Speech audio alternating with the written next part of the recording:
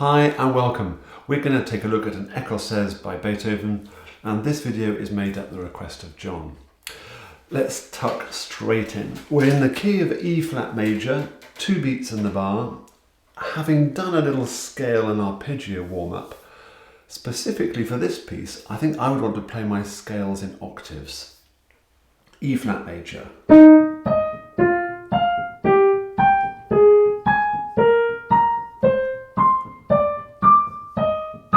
You could come down as well, of course, and that's because there are so many octaves in this piece. At no point do we have to play them together, but we are stretching over that interval of an octave a lot. So we need to get that hand comfortable with that position. Definitely do it on the left hand as well, as octaves throughout in the left hand. Up and down, possibly contrary motion, both hands, why not? I would then, partly because of the harmony of this piece is very much chord 1, chord 5, bit of chord 4 as well. Try this. And I'm going to play the chords of E flat major. I'm just going to do it with the right hand, but left would be great too.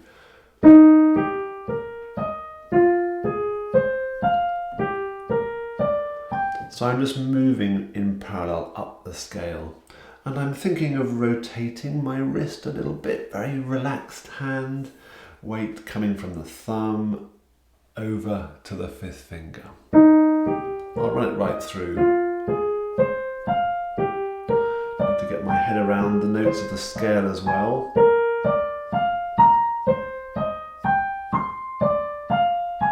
I'm arriving back to the tonic, and all sorts of combinations, possibly hands together. When you're well warmed up, let's now take a look at the music. I'm going to run it through first of all hands separately. The metronome mark in my score is 1-2-6. Let's knock that back to 80, roughly 2/3 of the speed. So we'll work it through at that speed for now, roughly. So, 1, 2, 1.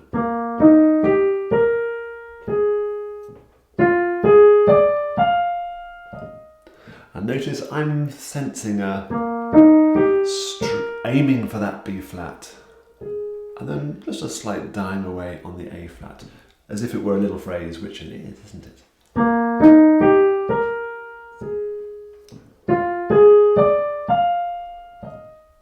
In my edition, it suggests 4th finger on the G, works really well. 3rd could be good too.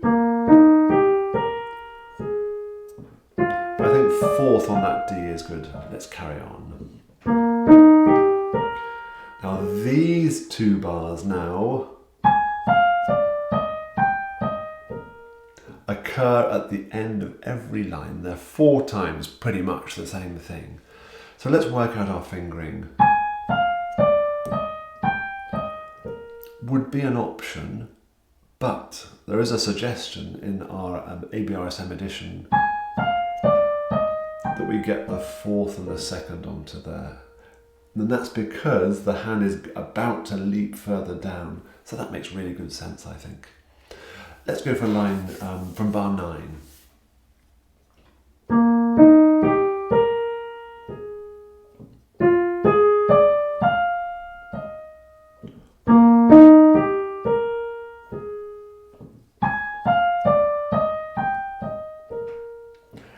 It's the same. It's identical. Now you may be wondering slightly, well, the slurs here might suggest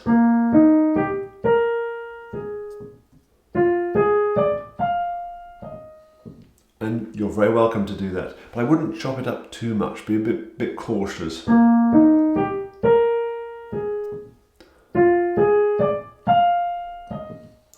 I'm not convinced that it sounds any better than taking it right through. Again, these kind of little details are really very much up to us as players, what we want to do. Bar 17, the second chunk. We'll come to the exact finger for that E flat in a minute when we put both hands together. But here we've got some octaves, and I need to contradict myself. I said at the start, at no point do you play an octave together. We've got one now.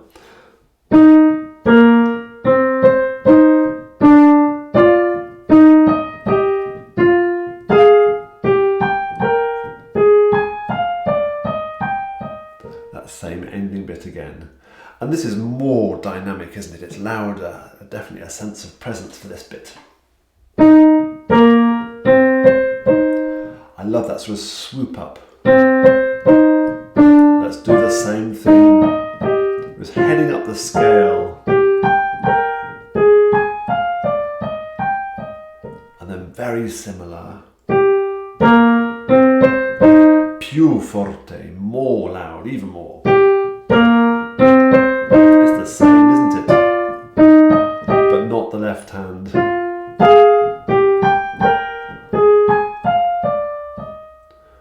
To draw the thing to a conclusion at the end.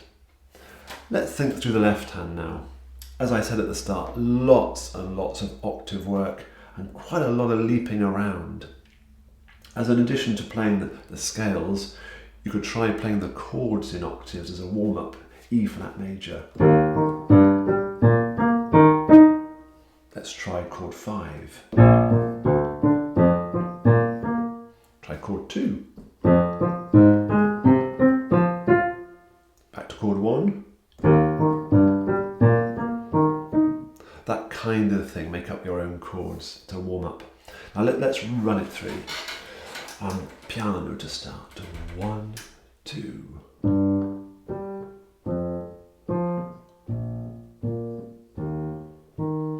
Now I'm not doing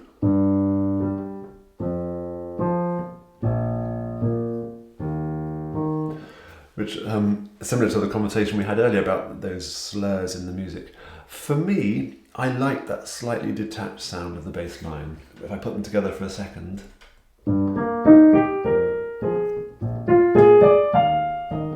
I'm imagining a bass player plucking away, accompanying the tune.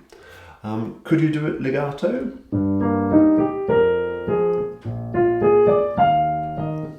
Yeah, sure. But I must admit I don't like it as much. These wonderful choices for us to make as performers. Let's run through now the left hand, first line. That's a B flat, isn't it? Resolving to the tonic. Oh, it's the same thing again. Same 4 bars twice through. I'm going to keep going. Hold on a minute. This sounds familiar.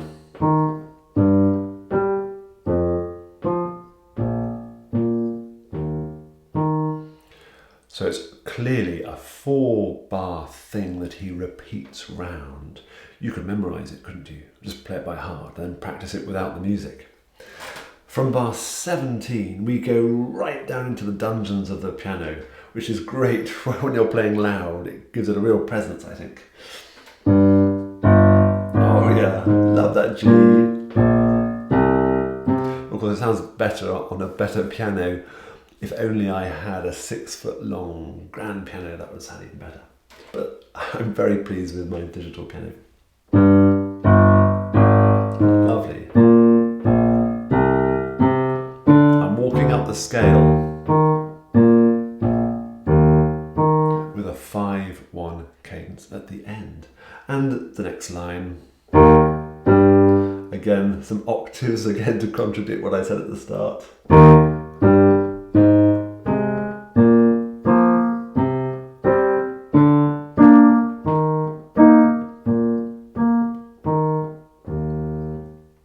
And that last line is the most tricky, isn't it? Because we've got those middle notes to add in as well. Look carefully to see what's going on. And if you're feeling brave, when you put both hands together, can you work out what chords you're playing? I'm not going to do that here now. Write to me if you have any questions.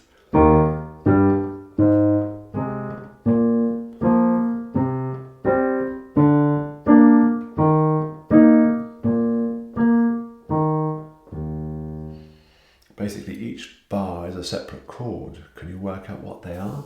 There are no accidentals, are there? So the whole piece is using those chords of E flat major that we looked at a moment ago, but which ones? Now then, let me play it through, hands together. I'm going to go nice and steadily and discuss any sort of last minute things to think about. Nice and steady. 1, 2, 1, piano. So I'm doing a detached left hand, and I'm linking up those notes in the right hand because I think it sounds great that way. If I didn't,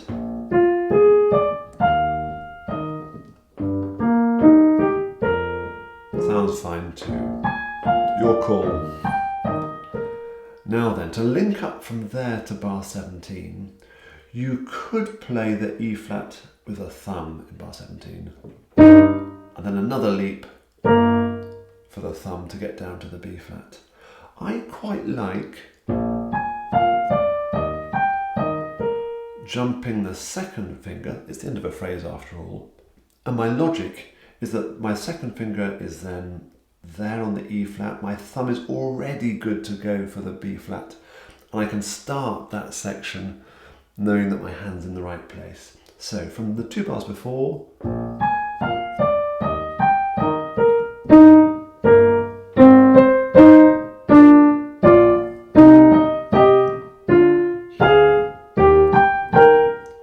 similar story here. I like getting to the third, so that I'm ready for this section.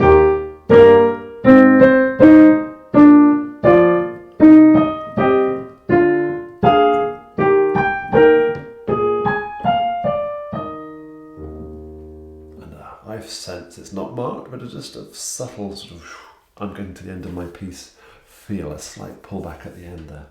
And that last line is the tricky one. There's so much going on, isn't there? Middle notes, both in the right hand and the left hand, as well as the octaves and moving gradually up the piano. And the other option at bar 25 is to arrive with your thumb. And then leap down. That works really well too. As always, go slowly, take your time. Octave warm-ups, perhaps scales, perhaps chords. Bearing in mind that bar 17 and 25, possibly as octaves as well. Work out what chords are going on. I think you'll find a lot of chord 1, 4 and 5, but not exclusively. And good luck with this piece. It's nice that there's lots of repetition in it, isn't there? It's basically a few ideas, and once you've got your head around those, they keep cropping up, and I'm sure it will soon flow and all come together. Take care. Any questions, get in touch. Bye-bye for now.